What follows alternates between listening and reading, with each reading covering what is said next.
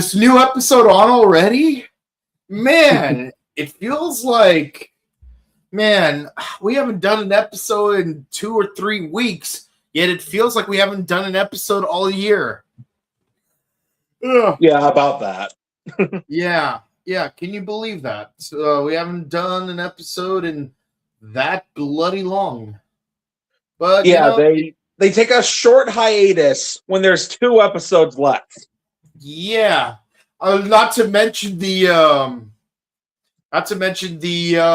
specials. They always have 3 specials every year. It's like, bruh, why are you doing this towards the end? Why not do it like? Actually, just don't do it. Period. Exactly. It's like, do you really need 28 weeks plus 1 break? Do you need 29 weeks to tell? Oh, wait, hold on. There was one particular week where we had an additional hiatus.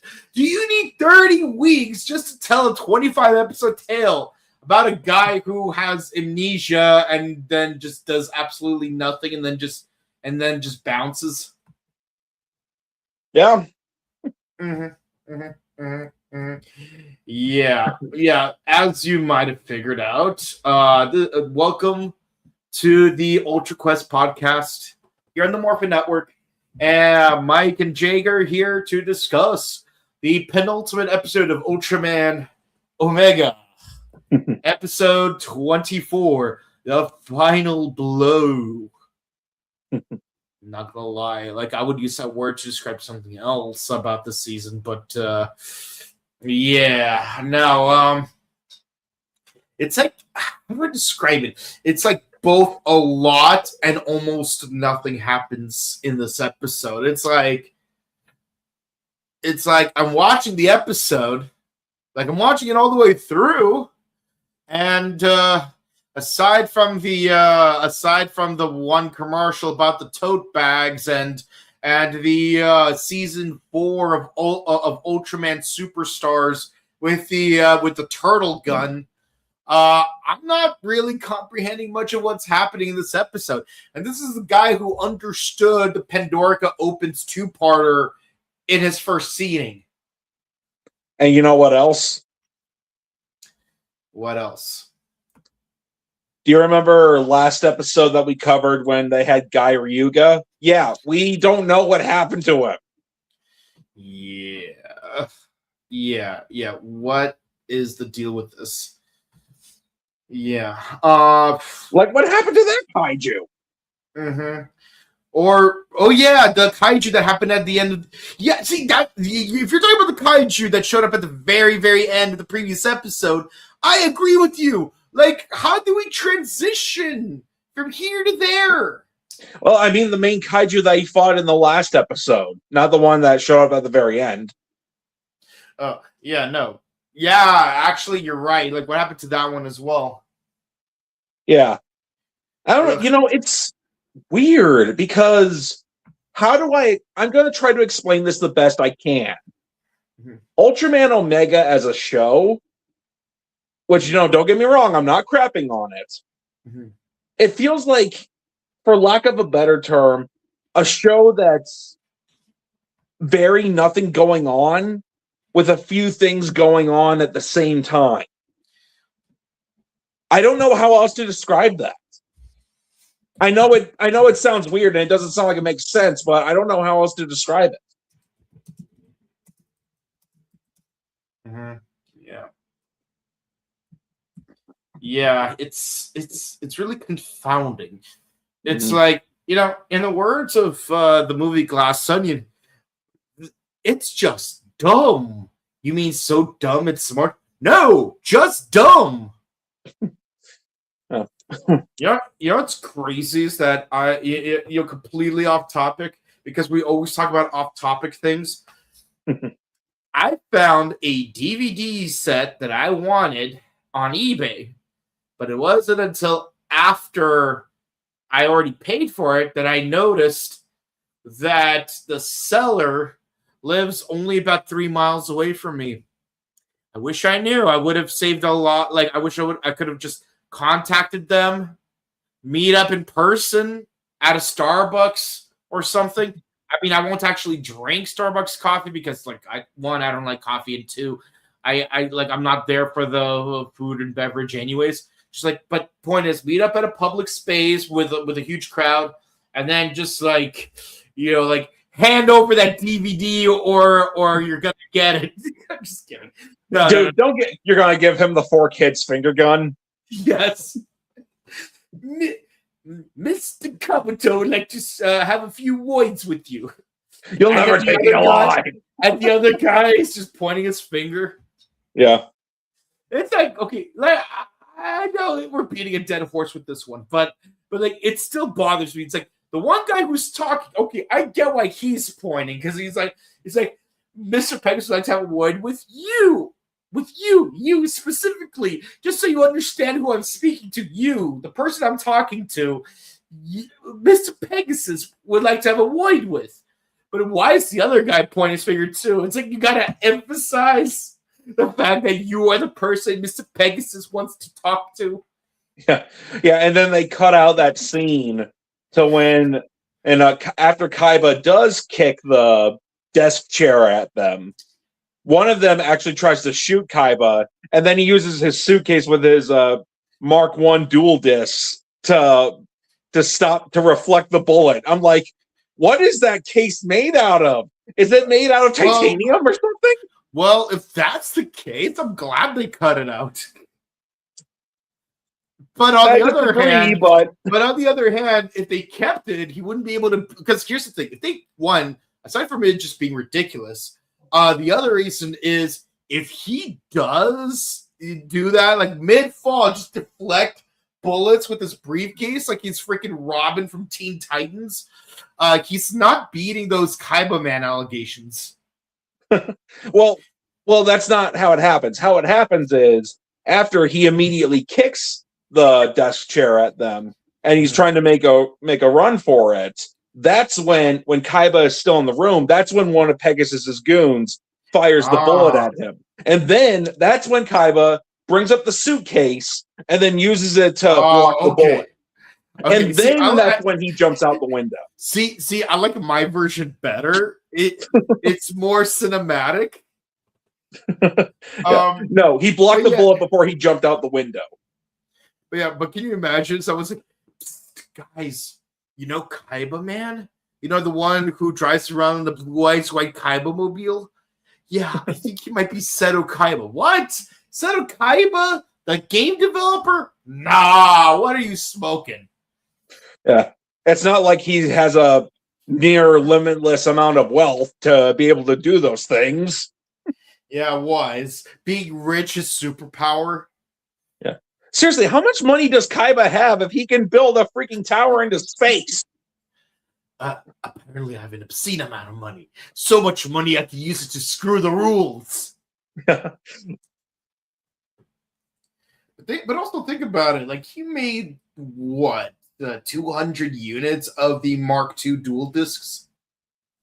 Thought it was more than that. I'm just assuming 200 because, I know bare minimum, like, if you have, 6...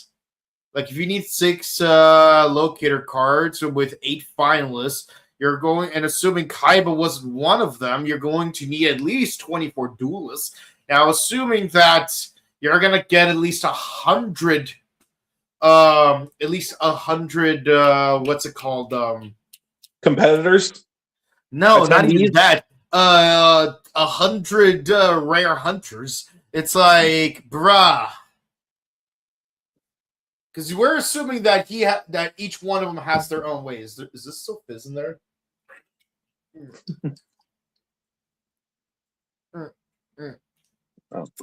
Flatter than Sakura. Yeah. Hold on. I need to clarify. Boruto Sakura. So, just to be perfectly clear, that I'm not talking about freaking Sakura from Bokenger. Oh, I figured you were talking about Naruto Sakura, or in this case, Boruto Sakura. No, I'm specifically talking about the 30-something-year-old former kunoichi who raised a girl with glasses who looks up to her dad's arch rival. Yeah, I suppose after the Battle City tournament, I'm sure Kaiba Corp mass produced more duel discs for everybody to enjoy dueling anywhere they go. Oh yeah, no, because like it's a perfect marketing tool. But I mean, like in the initial tournament, it's like, how many did he produce? How much R&D went into that? Not to mention getting all the necessary permits to close off an entire city for a day, like for an event that lasts God knows how many hours. And plus a blimp, well, not to mention multiple television screens throughout said city, and utilize the tower that, to be fair, he already owns, but also going back to that tower in order to construct the necessary holograms in order for it to be fully functioning as the location of the final duel. It's interesting how in the manga, it's like we just cut off the entire virtual world arc, the entire Atlantis arc, the filler arc, the Crapsule Monsters arc, and like they just go straight to the museum, and then Musafa just happens to be there, and he has fat indents in the shape of the Millennium Key item and the Millennium scale. Yeah.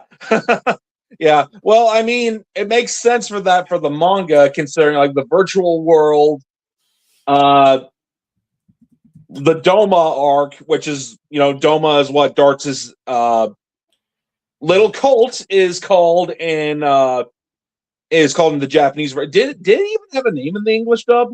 Did they still call it Doma? It's been a long time since I last watched it.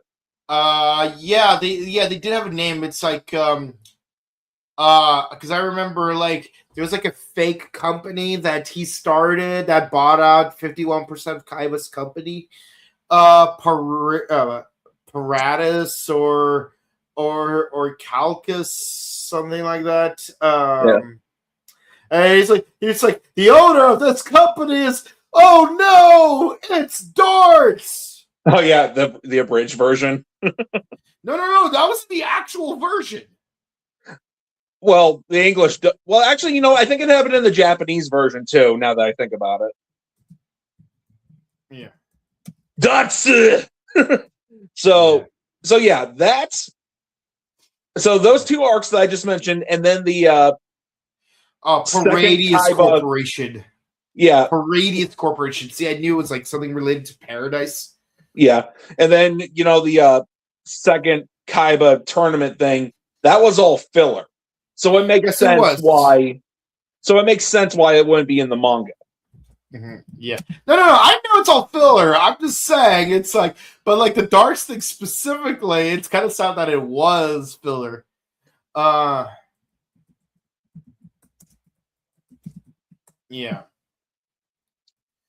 Yeah, and then Capsule Monsters, interestingly, that was only made for the English dub. It didn't have a Japanese version. That's the crazy part. But I do love the armors that they wear. But yes, we got to talk about Von Schroeder and in his involvement in the fantastic, incredible, legendary League of Elite Rare Accolades Regional Championships. Yeah. Or filler arc, as we call it for short. Yes. I mean, that was fun filler, at least. Yeah.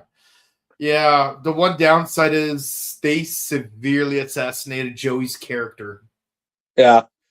Oh, yeah. You know what's actually funny? In the Japanese version, when Vivian Wong challenges Atem to a duel, she says to him, "If I win, you'll be my slave, my love slave." And his response is, "I'm fine with that." Yeah. It's like, I love how confident he is that he's going to win.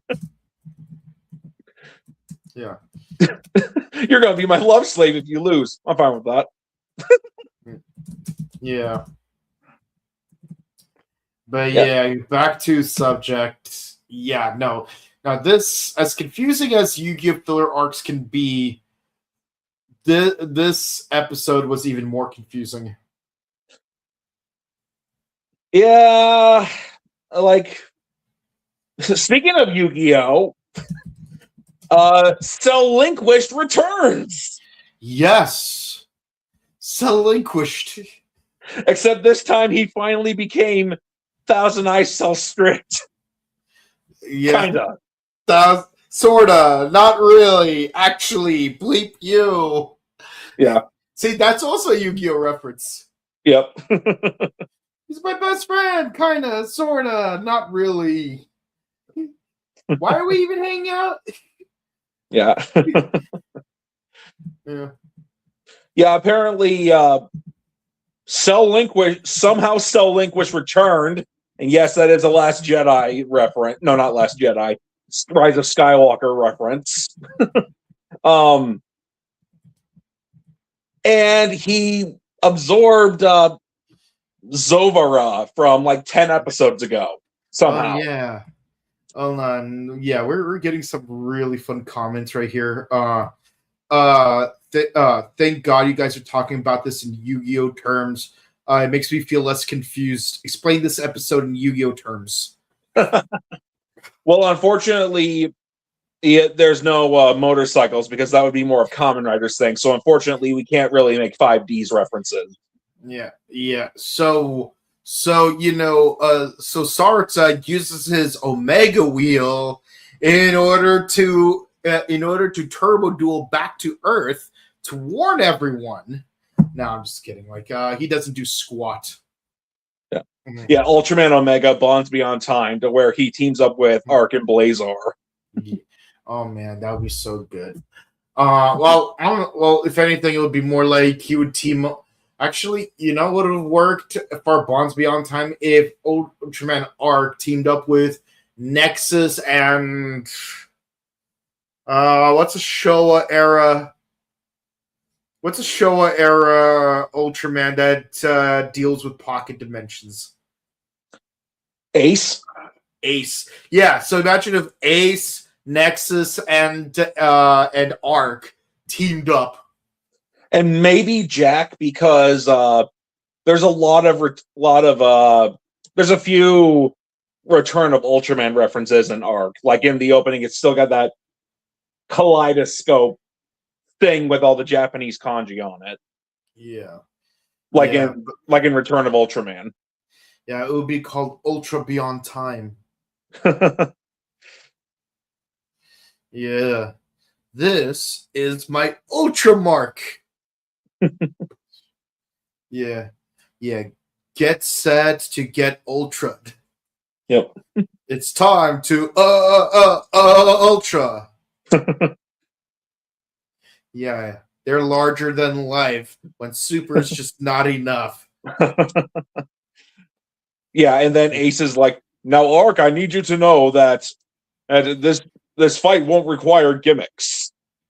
And then he's just like, I know how to fight. I know how much you like mirrors, but this kaiju fight does not involve mirrors. I don't want you spacing a mirror right now. I know how to fight. Could have fooled me. Yeah. I mean, Ace kind of deals with the pocket dimension. Like, Yapul is the one that sends the Choju, and they often would, and sometimes they would like break through the sky, and it would shatter like glass, and then they would come out of that. Mm-hmm. Absolutely. Yeah. Hold on. But yeah, no, it's anyways, it's this episode, jeez. There's really not much to say. Aside from Relinquished showing up, there's really not much to say about it. Yeah, Sorito gets his memories back. He even outright says to Kosei, I'm not Sorito, I'm Omega. Yeah, and bleep you, I'm just an observer. Yeah, and then for some reason, Gomora shows up out of nowhere. Yeah.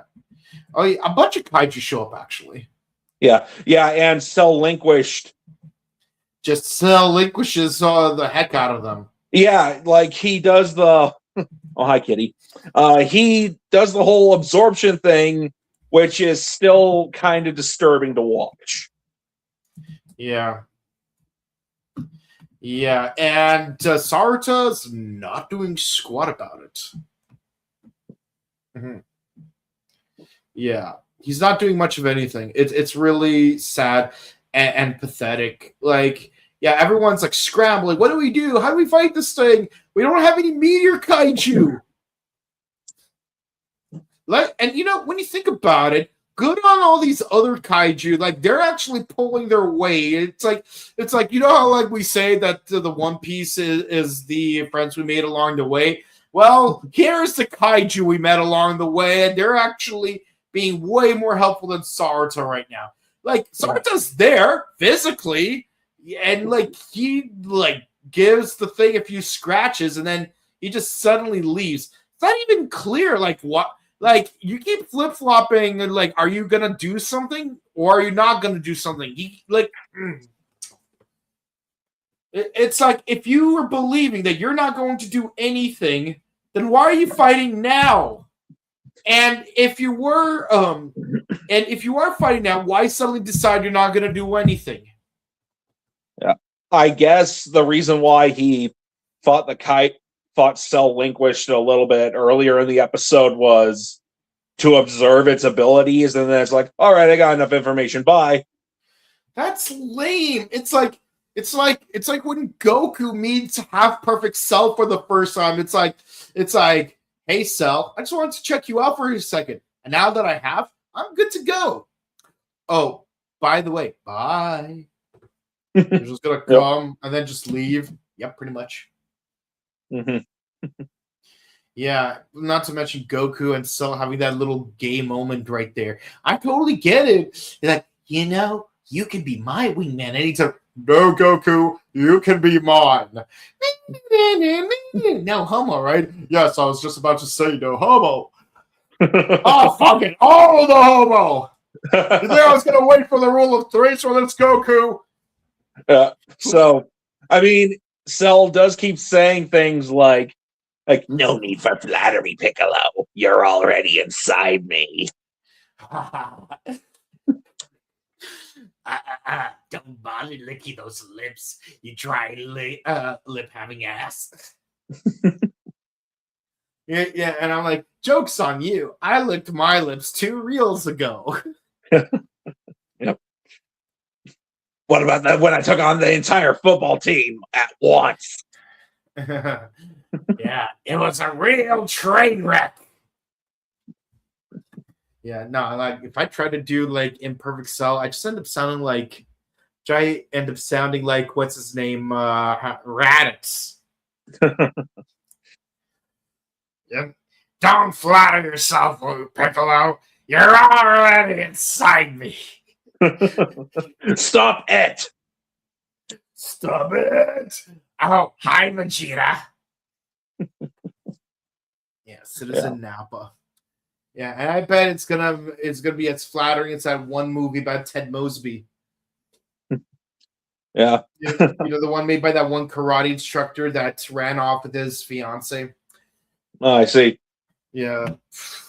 Yeah, I mean, everyone's a scumbag on that show if you really think about it. Yeah. Yeah, but at least they're likable scumbags, unlike the cast of Friends. Fair enough. Yeah, no. But at least they actually are friends, unlike Big Bang Theory. Yeah. Canada. You thought I was gonna make a Peter Griffin reference, didn't you? But yeah, no, it's like we need a plan. And it's like, well, let's fire those cables at them. Oh, you mean like the last time when it didn't work? Yeah. It's like, surely it'll work this time. You sure about that? But then Kosei starts running around trying to find Saruta. Where is Saruta? Why is Saruta even here? And what happened to that kaiju from the end of the previous episode? But yeah, Saruta, Kosei confronts Saruta. This is where we're supposed to get our emotional moment. It's like, Saruta, you gotta help us. It's like, I can't do anything. I'm just a space gazer. I just gaze out into space. It's like that one episode of Home Movies. It's like I am the land walker. And what do you do, land walker? I walk on land. Yeah. Yeah. No. You have me confused with somebody else. I'm a space gazer, not a grand sazer. Ah, makes sense to me. It's not like you're gonna rise your Justy. Yeah, or X your sazer. Exactly. Yeah. Now set your spazer to stun. But yeah. Okay, I'm gonna do it again. Okay, you already remember Ultraman Michel. Allow me to introduce you to the remaining of the Ultra Brothers. Ultraman Blazar, Ultraman Lazar, Ultraman Tazar, and Ultraman Stalinaskevich Ivanovichsky. Yeah. But yeah, no, it's like, what do you expect me to do? I'm just a gazer. I can't interfere. It's like I must not fight. It's like and then Kosei says the ultimate line. You know what? Cell Linquish was right. You think you're better than everyone else, but there you stand, the good man doing nothing. And while evil triumphs, your rigid pacifism crumbles into bloodstained dust. The only victory afforded to you is that you stuck to your true to your guns. You were a coward to your last whimper. A fear and love, I fear not that I will die, but of all things I've come to love. The noodles and the things that are not noodles will perish with me. So please, Sarata, stop holding back. And hey, if you do make it out of this, take kinesis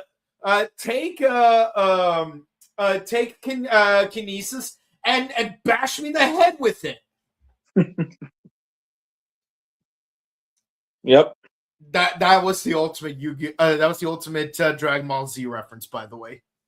Yeah, you mean when in 16 talked to Gohan? Hey, someone's a man of culture. Yeah, of all things birds and things that are not birds. I would say this is one of the greatest lines in literary history. That and the one line that Wallen says to Matthew Levi. And also Shylock's speech from Act 3, Scene 1 of Merchant in Venice. What else? What are some other good ones? when in Lord Slug Abridged, when Piccolo first shows up and one of the henchmen says, "Oh my gosh, are you Batman?" It's not Santa Claus. Wait, he's not Santa Claus? No. Now go kick his ass, Goku. Alrighty. Yep.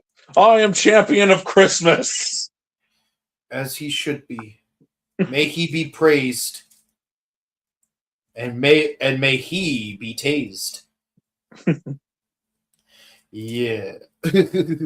Yeah, and that's when Sarata finally decides to have his Day of Destiny moment, soul to soul, transforms into Omega, and does absolutely nothing. Yep. That's pretty much the whole episode.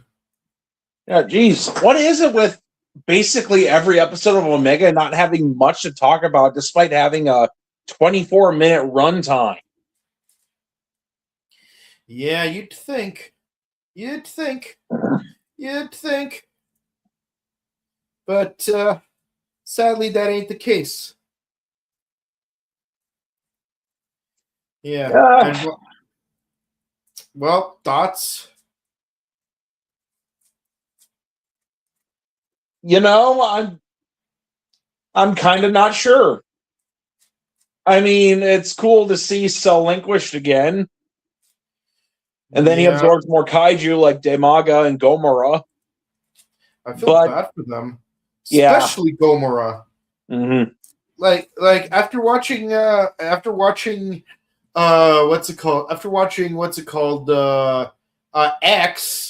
and that 2-part episode of 66, that kind of hurts inside. Also, I am reminded that that Ultra Q and Ultraman both aired the same year because of how short Ultra Q was. I'm like, geez, you didn't even waste any time. Good for you. Good for you. Good for but you. between Ultraman and Ultra 7, they had like a 12-week gap. That's not so bad. Yeah, well, apparently at the time, why Ultraman had 39 episodes, originally, like, the network it was on wanted it to have 52 episodes, I believe. But Tsuburaya Productions was tired from, like, all the hard work that they put into Ultra Q and Ultraman. And so they took a little break. And so the network wanted a show with Ultra in its name. Didn't have to be Ultraman. So they asked Toei to make Captain Ultra. And that aired in between Ultraman and Ultra 7. Oh, interesting. Yeah, that is interesting how that works. Yeah, and at the end of the day, that's what we ended up with. We got Ultraman and Ultra 7, which kind of makes you think, like, what would have Return of Ultraman been called if they... Well, actually, we already know. It's Ultra Jack. Well, they should have just called it Ultra Jack. And then they would just, like, run that fade, you know, like Ultra... Ultra Ace, Ultra Taro, Ultra Leo, Ultra 80, Ultra V, Ultra Great, Ultra Powered, Ultra Tiga, Ultra Dyna, Ultra Gaia. Yep, Ultra Neos, Ultra Cosmos, which we will go into next. Yeah. Well, apparently, from what I've heard, Ultraman Ace was originally going to be called Ultra Ace, but they couldn't use that name because it was already copyrighted. So they just decided to go with Ultraman Ace. Which is crazy because Ultraman was also the name of that Superman villain. Oh, yeah, Superman's alternate counterpart. Yeah, I confused the hell out of a bunch of kids. Yeah, like when we went to see that recent Superman movie. Yeah. It's like, oh yeah, no, Ultraman. My favorite one is Blazar. It's like, wait, what? Yeah, he has his own TV show and everything. Yeah, yeah, and then like the kids legit thought that like Ultraman Blazar was a DC property. No, it's a Tsuburaya. Yeah, you didn't tell them about the legendary English dub of Tiga that we got in the early 2000s? No, I'm not that cheap. You know, it's like I don't want it to be too obvious. Yeah. Yeah, and I was very careful to use the English dub. Yeah, because thankfully Blazar actually has an English dub. It's like, oh yeah, like Ultraman has a lot of powers. Like he can fly and shoot lasers from his hand, and he fights giant monsters. But yeah, at the end of this episode, we got a clip show of the past 23 episodes. And I'm like, don't you usually save that for like the last episode and the movie? No. Alrighty. There's even gonna be a movie for Omega. I mean, wasn't that one thing an ad for the movie? I always skip all the ads when I watch the Ultraman episodes on YouTube. Yeah. Alrighty. Well, this episode was a 7 for me. I wanted to be higher. Believe me, I wanted to be higher like Tiga taking me. But no, it did not work out at all. Like you think, Cell Linquish coming back. And I mean the full Cell Linquish with the 1000 ISO strict, but no, like it's like he's just causing Okay, you know what's the best way to describe it? It's like the episode of Powerpuff Girls when they decided to become Liberty Bell, Harmony Bunny, and Spore. No, Spore was the comic book character. Oh yeah, that's right. It's like Mage, Mange, Rage. Anyways, but yeah, no, it's like, yeah, it's like 3 days of no shows, and now this, a souped up girl, a souped up girl with a lasso doing rope tricks, a bunny suit with a bunny suit with stickers, and Little Miss, I'm too scared of the sun. Yep. Yeah, and by the way, one of those three is actually going to be at Pasadena Comic Con. Yeah, too bright. Yeah. Very disappointed. Like I wish I was less disappointed. Oh, yeah, but yeah. You know, looking back at Powerpuff Girls, they definitely had a lot of kaiju influences in it, and I didn't even notice it as a kid, and now I'd appreciate it a lot more as an adult. yeah, I mean, they have a monster aisle. Yeah, just like in the Showa Godzilla movies. Exactly. Yeah. Yeah, but you know, to get to like the ratings of this episode, 7.5, I guess. Just some cool stuff, but not much going on. That's so weird. This season can be described in a nutshell as not much going on. Yeah. Well, hopefully the next season will be better, considering it'll be the 60th anniversary. 60th anniversary, and hopefully they won't go on hiatus for 2 to 11 years. Yeah. Man, 2026 is like the year of uncertainty for tokusatsu. Well, actually, the second half of 2025 was the half year of uncertainty. Yeah. Well, I don't think Kamen Rider is going away anytime soon, considering on average it makes over 20 billion yen. Oh, yeah, no. But the uncertainty in Kamen Rider had more to do with, like, how will the international broadcast play out? Like, true. Yeah, like, are they going to be subs? Are they going to be dubs? Will they do the TTFC specials? Will they do the movies? Are they going to release more Blu-rays? Because, you know, this right here, this right over here does not feel like a decently sized collection. No. Like, if you want a real decently sized collection, you need more than that. I mean, look, I have Ultraman down here from wall to wall. From Ultra Q to Ultraman Blazar. I still do not get ARC because, well, you know, like, I'm not paying $50 for that. But I think it went down to like $20 or something like that now. Oh yeah, no, now it's like $25, but still, that much for ARC does not feel like, you know, something I would pay for ARC specifically. Yeah. Like, but I still need to get Dinah, Rube, and Ginga / Ginga S. Yeah. Yeah, those are like the only three. Well, also the international seasons, which I'm guessing is going to be released later this year. Not 100% sure. Yeah, they announced at G-Fest last year that they would release Great Empowered. Yeah. But yeah, no, it's but yeah, no, I'm still missing like a couple of seasons, but all things considered, it's still impressive that I managed to get this far.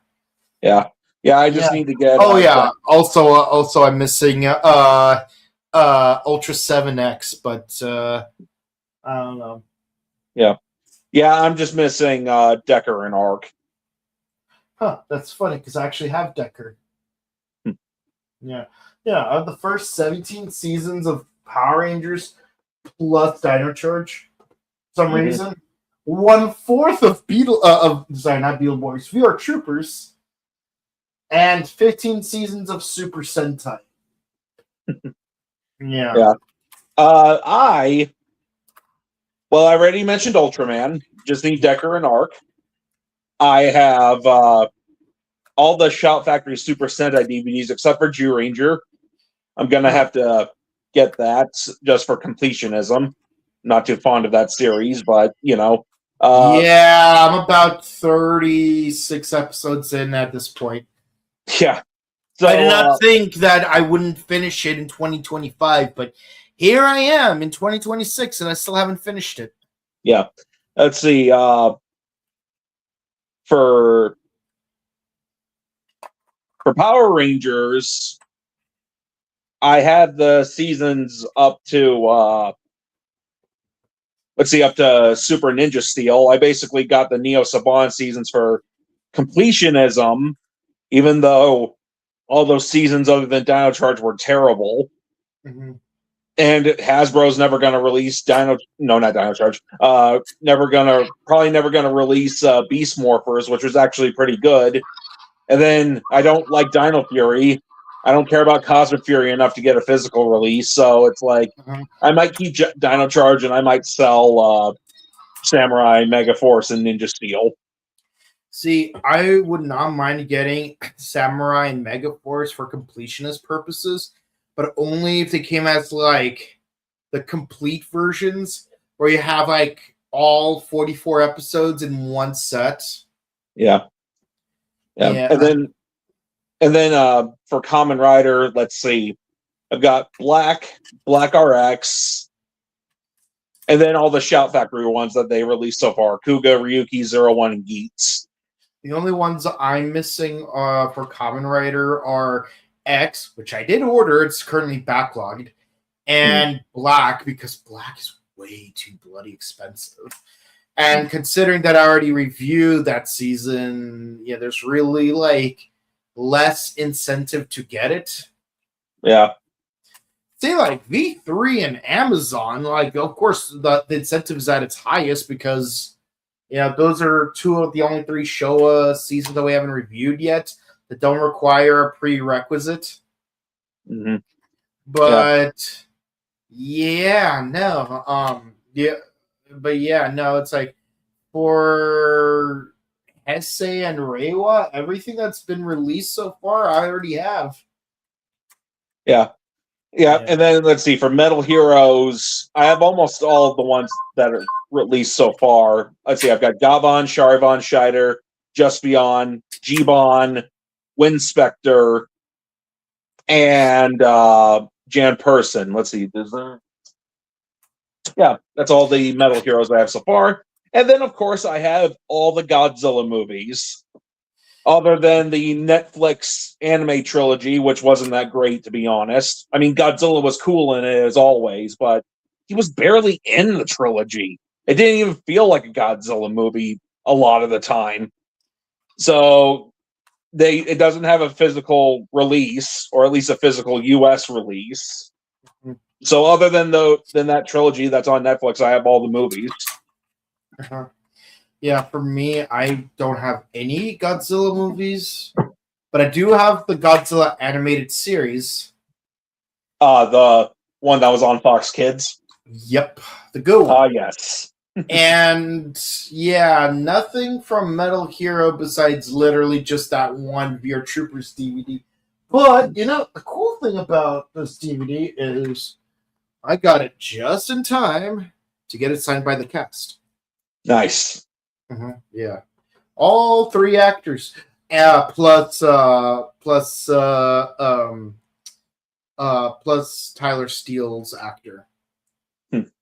Yeah, so I got the three main characters plus the dad. Yeah.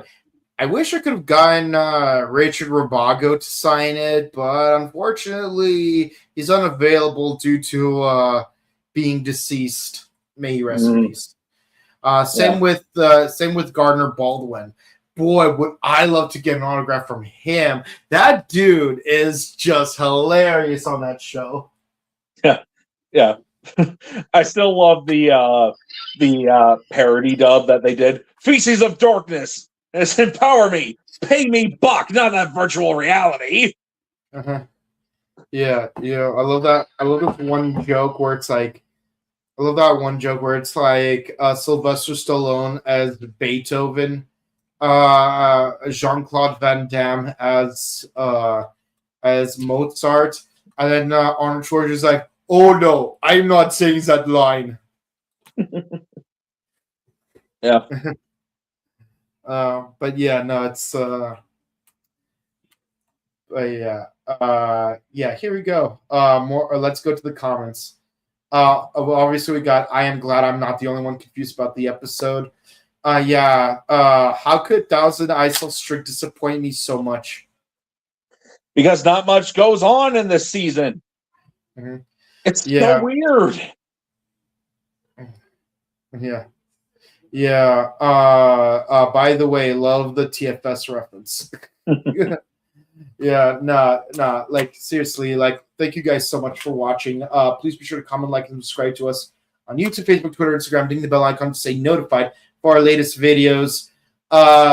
Please be sure to share our videos because it helps out with the algorithm. We are almost at 3.2K, and when we get to 3.5K, we're gonna do another fan appreciation video. So, please help us get to that point. With that in mind, check it out, all of our content. We got one more episode of Ultraman Omega left next week. We got Kamen Rider Blade, Kamen Rider Zets, and the newest episode we're going to be discussed in half an hour from now. So stick around. Same, different time, same channel. And also check out our discussion of number one Sentai Gojuju and Tojima Tanzabara wants to be a Kamen Rider. Check out our sister channel, Buttery Show, where we discuss movies, TV shows, vlogs, and interviews. And if you want to say hi to us in person, please be sure to check us out at these convention dates. We're going to be at Pasadena Comic-Con on January 25th, which is 2 weeks from now, at the Pasadena Convention Center. Robo Toy Fest on May 31st at the Burbank Marriott Convention Center. Then Power Morphicon August 28th through the 30th at the Pasadena Convention Center. This will be the 20th anniversary of Power Rangers Mystic Force and the 25th for Power Rangers Time Force. So, two things to look forward to. Oh, I remember when both those shows came out. Mm-hmm. Oh yeah. And yeah, no, it's fantastic. But also, it's going to be the anniversary of Samurai as well. Yeah, 15th anniversary. Yeah. So, who knows? Maybe Power Rangers Samurai will have a cult following after 15 years. Maybe. Who knows? We'll see. But